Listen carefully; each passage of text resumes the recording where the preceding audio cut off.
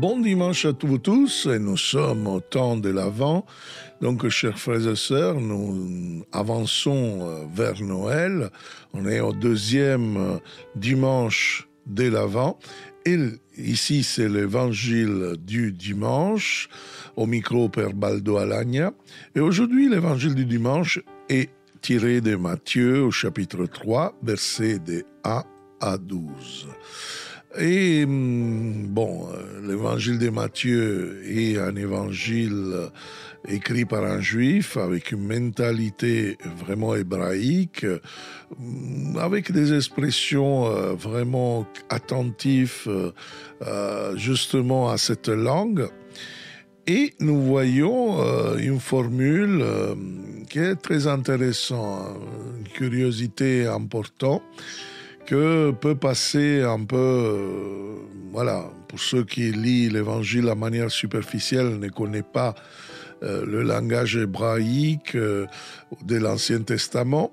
En ce jour-là, de Matthieu, en effet, c'est la même expression. Malheureusement, dans la Bible à Elf,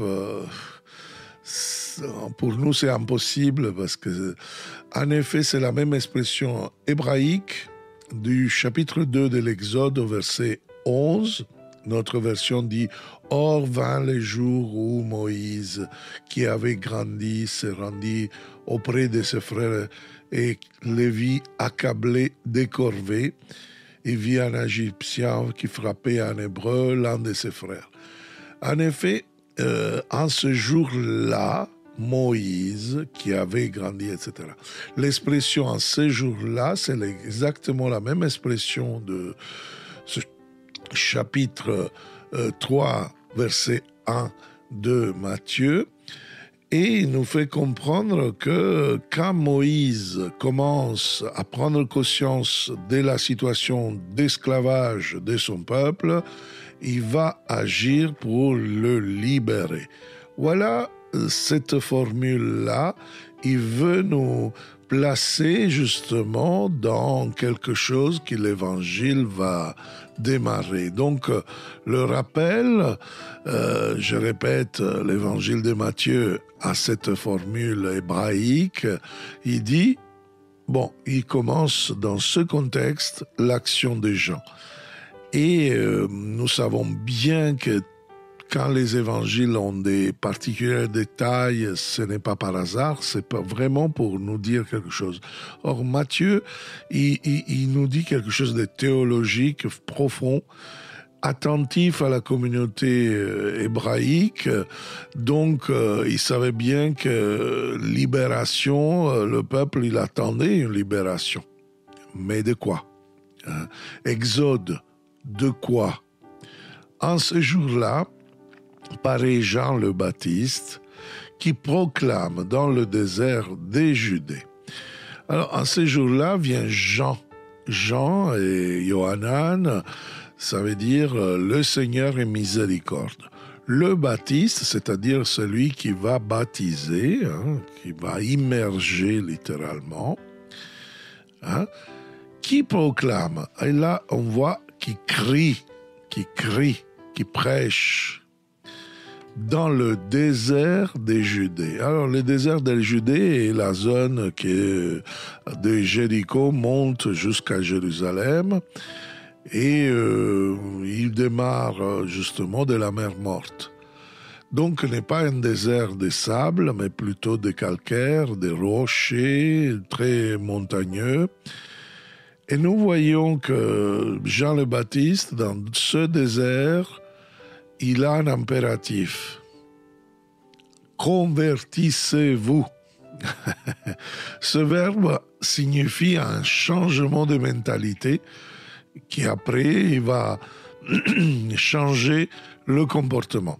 Jean, c'est justement un peu comme un prophète, et semble paraphraser un peu la phrase d'Isaïe, cessez de faire le mal et faites du bien et vos péchés seront pardonnés. C'est un peu dans cette optique que le mot convertissez-vous veut nous pousser. Jean le Baptiste invite un changement de mentalité pour orienter la vie au bien des autres. Et nous dit le pourquoi, car le royaume des cieux est tout proche. Pour la première fois, nous voyons cette expression, le royaume des cieux, qui est exclusive à cet évangéliste. N'est pas à confondre avec un royaume qui est dans les cieux, donc comme les cieux comme lieu physique, mais c'est le royaume des cieux. Dans les autres évangélistes, par exemple,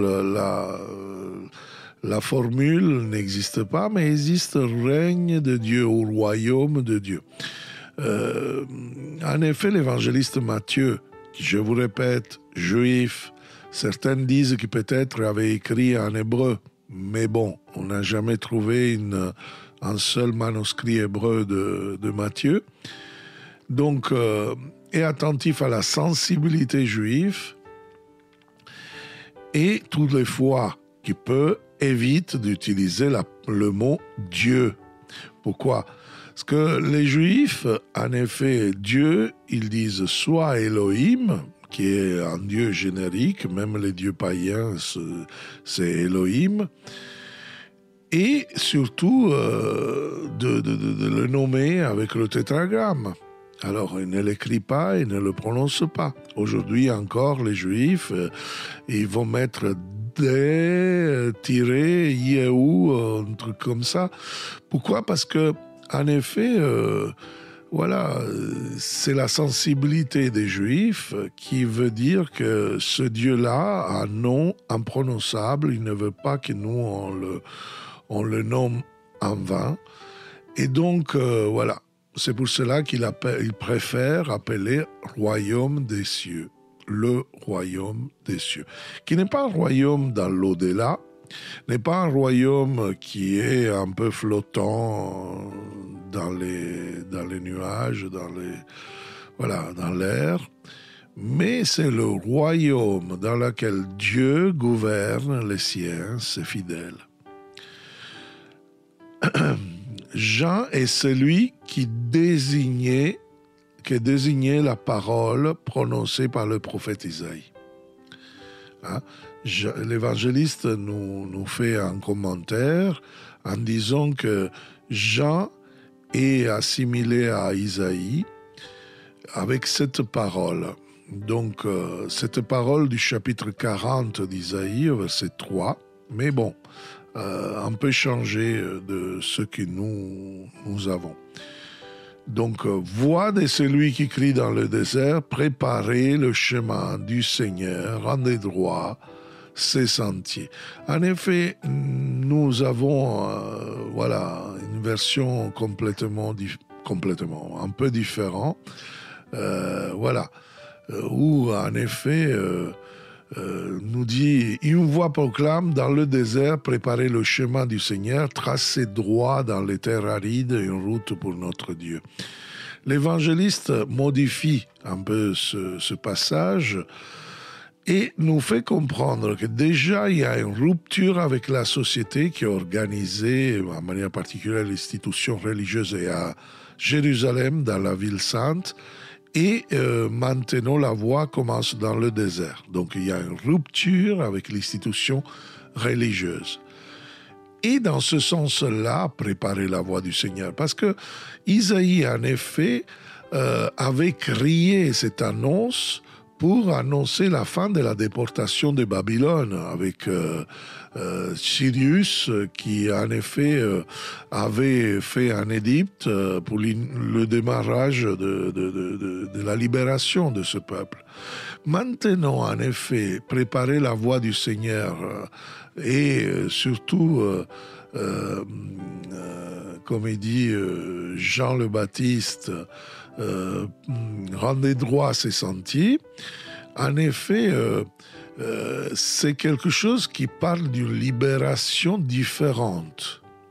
Ce n'est pas un exil qui est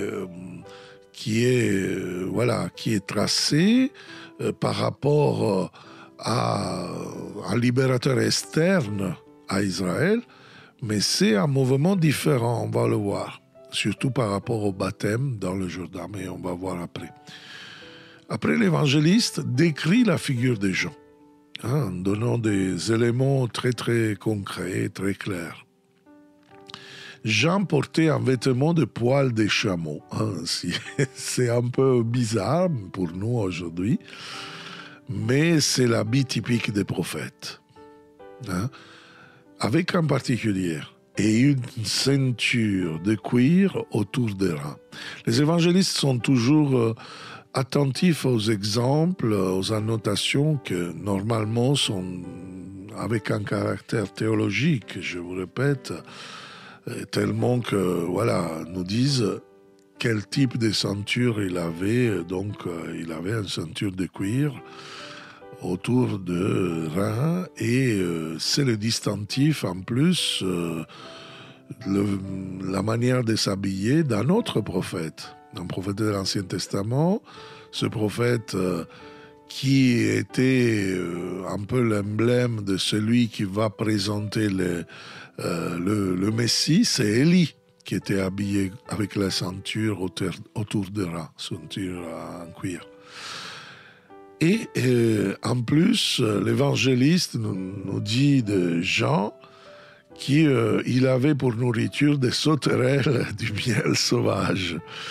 Donc bon, on sait bien que c'est le désert, donc ça peut être l'alimentation qu'on peut trouver dans le désert. Et des Bédouins, on sait bien que cette population, même actuellement, parfois, il peut se nourrir de cela. Après, il y a une annonce assez clamoreux, comment dire, très très fort, que l'évangéliste fait. Alors Jérusalem, toute la Judée et toute la région du Jourdain se rendaient auprès de lui. Jean a prêché un changement de vie, une conversion de vie, et toute l'attente du peuple est reflétée de ce Jérusalem. Et après, on va voir le Jourdain. Ils étaient baptisés par lui dans le Jourdain. Donc, il court vers lui pour être baptisé, pour être immergé. Alors, il faut comprendre, Jérusalem, c'est l'institution religieuse, donc la société vraiment perfectionniste, religieuse, très, très, très cadrée. Le Jourdain, c'est justement le lieu dans lequel le peuple d'Israël va rentrer dans la terre promise. Là, il y a un phénomène à l'inverse. De Jérusalem, les gens, ils vont dans le Jourdain. Donc, comme s'ils sortent de la terre promise. C'est-à-dire que l'immersion dans le Jourdain, ce n'est pas rentrer dans la promesse, mais sortir d'une terre qui est devenue la terre de la corruption. Donc, franchir le Jourdain, ça veut dire être libre. C'est-à-dire libre des grands prêtres, des scribes, des pharisés, de cette chaste sacerdotale qui est l'institution religieuse qui a transformé la terre promise en terre d'oppression et de corruption. D'où il faut sortir. Donc Jean annonce l'exode qui portera à l'accomplissement des prophéties en Jésus-Christ. Et il nous dit que ce baptême dans le Jourdain venait en reconnaissant leurs péchés. Attention, il ne faisait pas l'accusation des péchés comme aujourd'hui nous pensons dans le sacrement de la confession, dans la réconciliation. Non, reconnaître, vous voyez, pas confesser, c'est très bien comme verbe, parce que en effet, c'était un geste d'humilité, c'est-à-dire le fait de s'immerger. Il se reconnaissait pécheur dans le besoin d'être pardonné par Dieu. Et c'était un peu un geste que les Juifs connaissent bien. Quand nous allons justement pas loin du désert de Juda, et il est immergé dans le désert de Juda, justement de Juda, le lieu où on a trouvé les restes de la communauté essénienne à Qumran.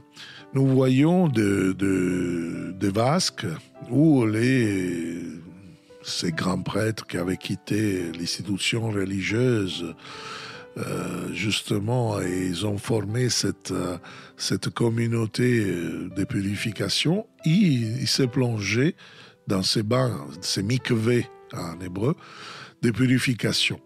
Or, on a trouvé des écrits qui parlent d'un certain Yohanan qui passait un temps là-bas.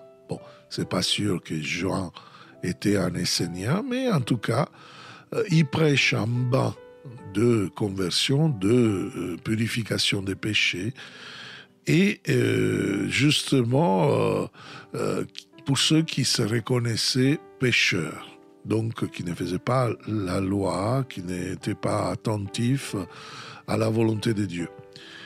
Et à un certain moment, attention bien, voyant beaucoup de pharisiens et de sadducéens se présenter à son baptême, même la chasse sacerdotale au pouvoir, l'élite religieuse des pharisiens et des sadducéens arrive à Jean le Baptiste pour faire un rituel, pour faire un acte, pour dire aujourd'hui, magique.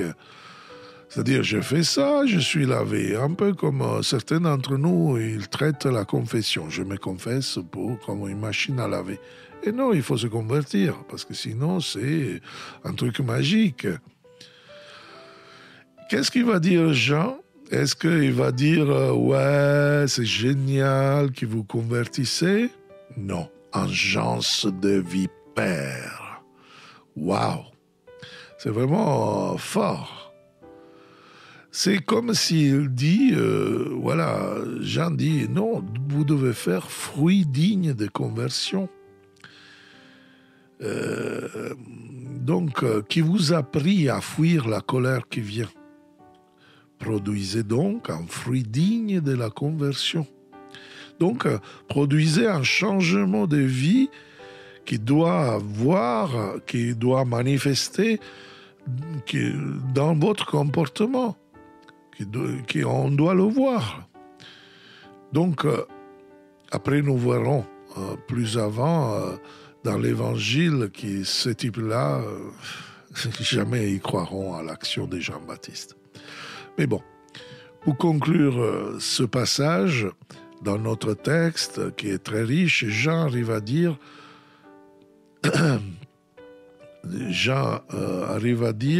« Moi je vous baptise dans l'eau, en vue de la conversion.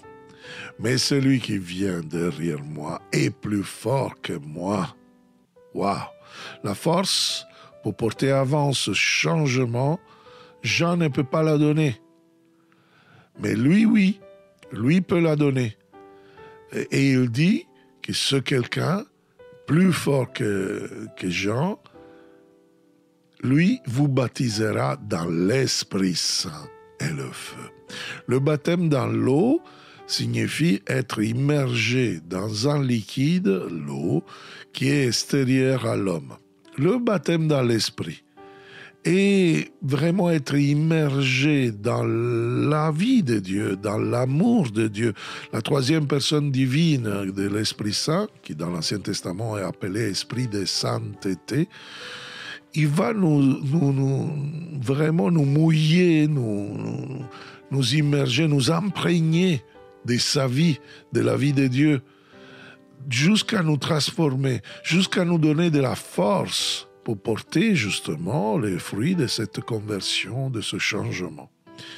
Mais qu'est-ce que ça veut dire le feu ? On pourrait dire que c'est une annonce de Pentecôte. Mais littéralement, non. Moi, je crois qu'il vous baptisera en Esprit Saint et feu. Pourquoi je ne suis pas convaincu ? Parce que Jésus lui-même, dans les Actes des Apôtres, il va nous dire justement que lui va baptiser dans l'Esprit Saint et va éliminer le feu. Hein? Vous serez baptisés en Esprit Saint, dit Jésus dans les Actes des Apôtres. Il ne rajoute pas le feu. Dans l'Ancien Testament, la tradition veut que le jugement de Dieu est un jugement que, justement, arrive avec un feu vraiment particulier. Et justement, c'est un peu ce qui dit Jean le Baptiste. C'est pour cela que je ne suis pas convaincu qu'il est en annonce de la Pentecôte. Il tient dans sa main la pelle à vanner.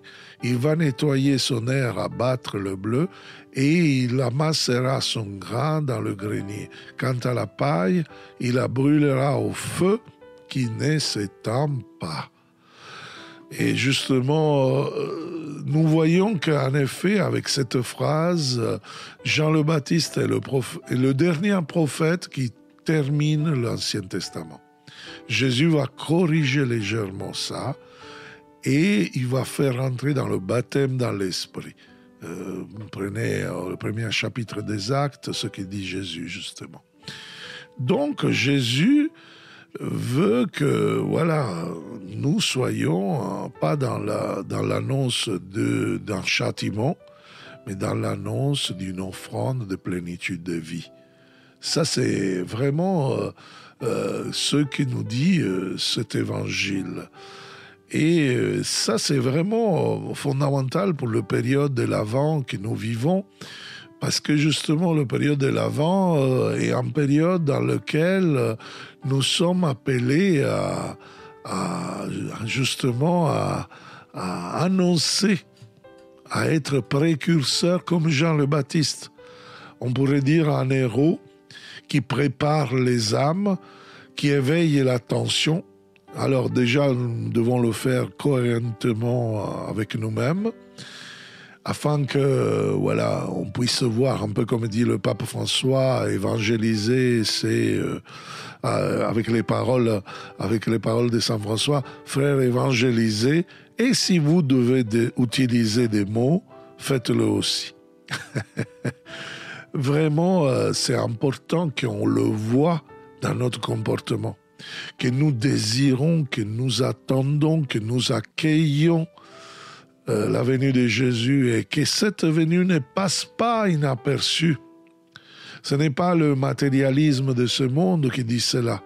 C'est vraiment des chrétiens qui crient, qui proclament, qui prêchent cette bonne nouvelle.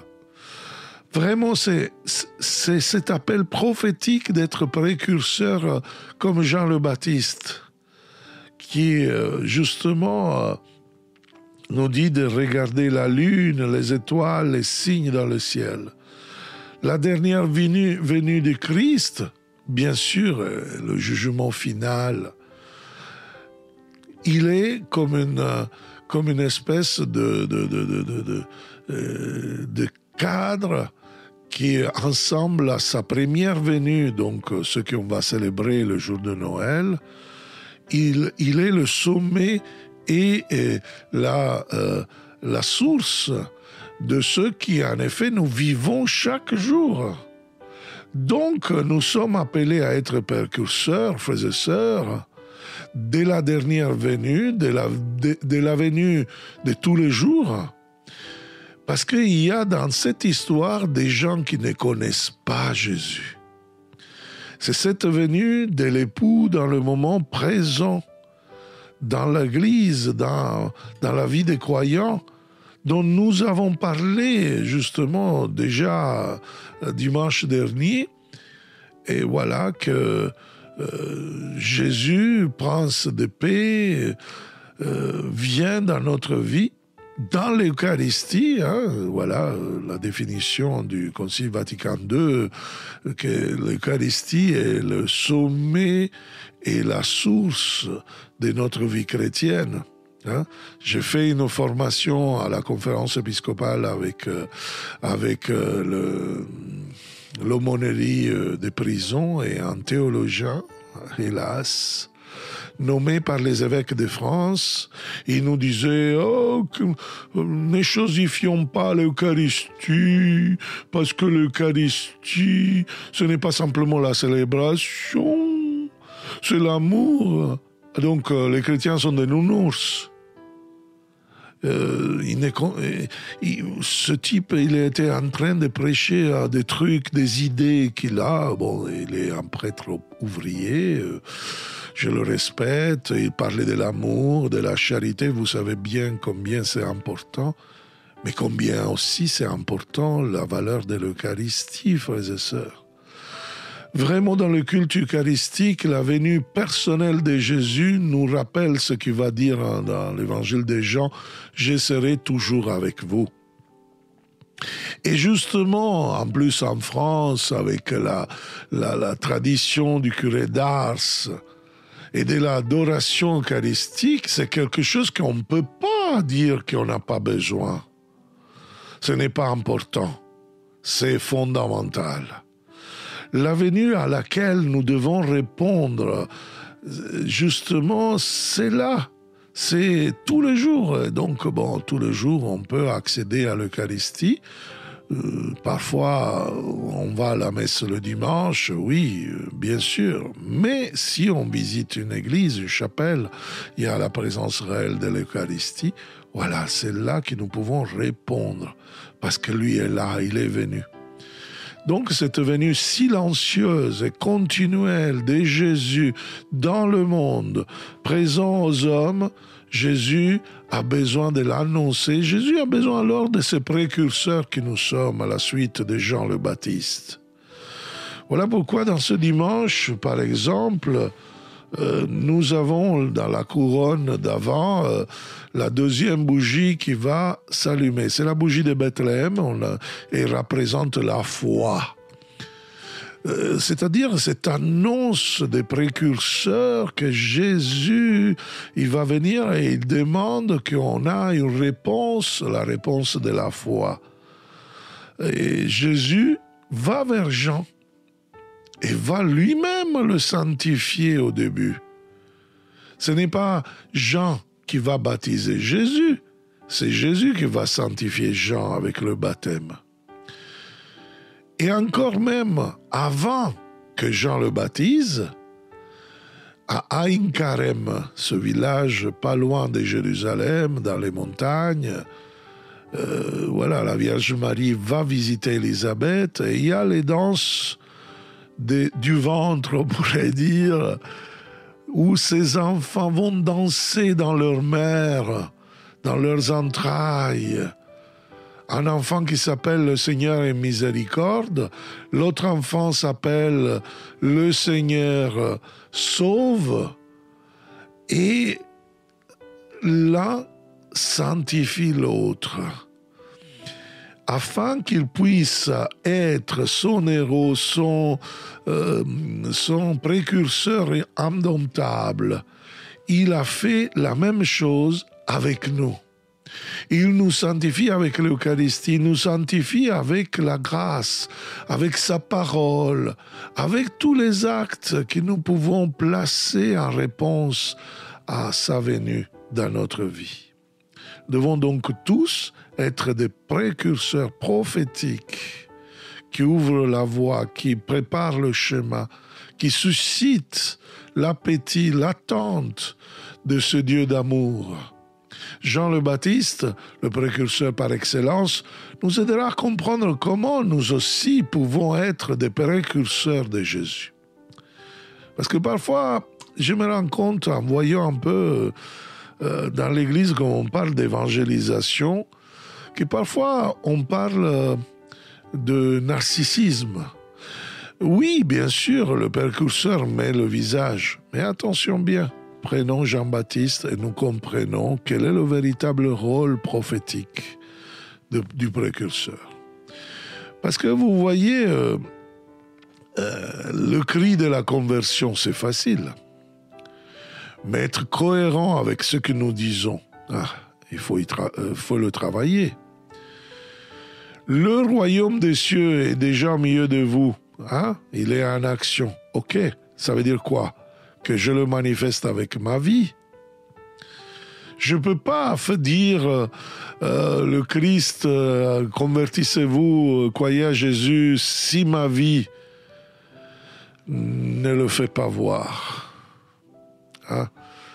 Alors, oui, on peut commencer à le faire en attendant qu'on soit crédible. Donc, Jean le Baptiste avait peut-être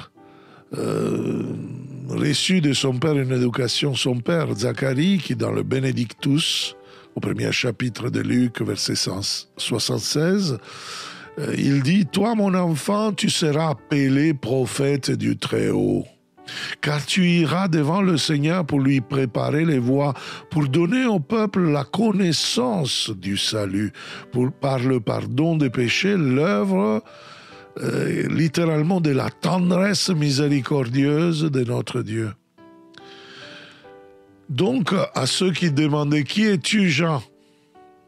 Jean disait « Je suis la voix qui crie. » Hein?